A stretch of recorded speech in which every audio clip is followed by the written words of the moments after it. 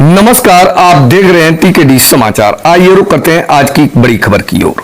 Police के खौफ में नदी में कूदे किशोर के घर पहुंचे मंत्री असीम अरोड़ा। आपको बताते चले, जनपद कन्नौज के गोसाईगंज के देवीपुरवा गांव में पुलिस के डर से भागे 17 वर्षीय धर्मपाल के परिजनों से मिलने पहुंचे प्रदेश सरकार के मंत्री असीम अरोड़ा। उनके साथ डीआईजी कानपुर हरिश्चंद्र भी मौजूद रहे। मंत्री असीम अरोड़ा ने परिजनों से मुलाकात कर गहरा दुख व्यक्त किया और कहा, दोषियों पर होगी कड़ी कार्रवाई, किसी को बख्शा नहीं जाएगा। मंत्री ने पीड़ित परिवार को दिलाया बड़ा भरोसा। 5 बीघा कृषि पट्टा जमीन, सरकारी आवास, वृद्धा योजना, बाल सेवा योजना का लाभ, साथ ही मुख्यमंत्री राहत कोष से भी मदद दिलाने का दिया आश्वासन। मंत्री असीम अरोड़ा ने यह भी कहा, जांच के बाद निलंबित पुलिस कर्मियों को पुलिस सेवा से बाहर किया जाएगा। इस बीच 24 घंटे बीत जाने के बाद भी किशोर की तलाश जारी है। पुलिस, गोताखोर और एनडीआरएफ की टीमें लगातार काली नदी में तलाश अभियान चला रही हैं। कन्नौज से बड़ी खबर, न्याय की उम्मीद और कार्रवाई की तैयारी। देखते रहिए टीकेडी समाचार। संवाददाता पुष्कर शर्मा के साथ अवनीश कुमार तिवारी की खास रिपोर्ट। कल कन्नौज में तेरारागी गांव में एक बहुत गंभीर घटना हुई, जिसमें कि हमारे 17 वर्षीय युवक की मृत्यु हुई। जो पूछताछ के आधार पर जानकारी आ रही है, एक दबिश पुलिस ने यहाँ पे दी, क्योंकि उस युवक की मृत्यु हुई है। उसके बड़े भाई के ऊपर एक आरोप है, एक अपहरण का। लंबे समय से वो प्रकरण हालांकि चल रहा है।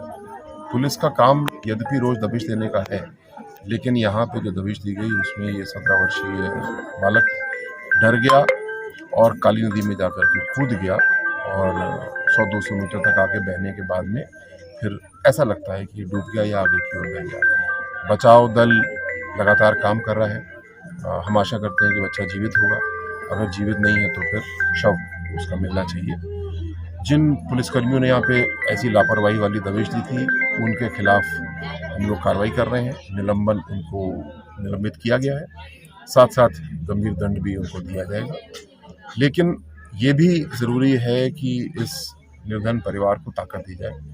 परिवार को एक 5 बीघा का कृषि पट्टा हम लोग दे रहे हैं, साथ साथ मुख्यमंत्री आवास योजना के तहत एक आवास दे रहे हैं। जो वृद्धावस्था पेंशन, विधवा पेंशन, ये दोनों बच्चे हैं, उनको वजीफा बाल्य सेवा योजना के तहत, तो ऐसे लगभग 7 से 8 हज़ार रुपये महीने का प्रबंध मासिक, जिसमें महंगाई भत्ता भी होगा, हम लोग कर रहे हैं। पर ये सब उतना महत्वपूर्ण नहीं है।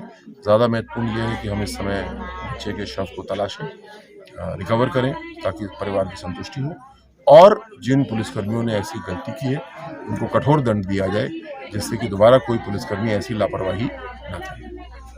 तो क्या लगता है कि जैसे कि घटना के काफ़ी देर बाद कोतवाली पुलिस मौके पे आई है, अगर मौके पे आ जाती तो गोताखोरों से उसको मतलब जैसा स्थानीय लोगों ने बताया कि उस दबिश के दौरान जब बालक पानी में गिर गया, बहने लगा, ऐसे में जो 2 पुलिसकर्मी आए थे, उनको अगर लापरवाह ना होते तो उनको बच्चे को बचाने का प्रयास करना चाहिए था, तत्काल बचाना चाहिए था, रिपोर्ट करनी चाहिए थी, मदद मांगनी चाहिए थी।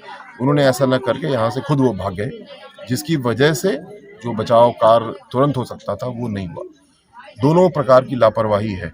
पुलिस दबिश देती है तो ध्यान रखती है, ना तो अभियुक्त को या किसी और को चोट लगे, ना पुलिस को भी चोट लगे। पर यहाँ पे स्पष्ट दिखता है कि जो दबिश दी गई वो बहुत लापरवाही वाली थी। और 17 साल का बच्चा, जो स्वयं वांछित भी नहीं था, इस प्रकरण में पानी में डूबा है, ये बहुत गंभीर बात है। सर, आप भी पुलिस के बड़े तत्पर रहे हैं। सरकार की तरफ से आर्थिक तत्काल मदद दी की जाएगी जी। आर्थिक मदद के लिए मुख्यमंत्री जी के राहत कोष के लिए हमने तुरंत अभी भेज दिया है। मुझे आशा है शाम तक घोषणा हो जाएगी तो मैं इसको बताऊँगा। लेकिन उसके अतिरिक्त 5 बीघा कृषि का पट्टा, आवास के लिए मुख्यमंत्री आवास योजना से आवास हम देंगे।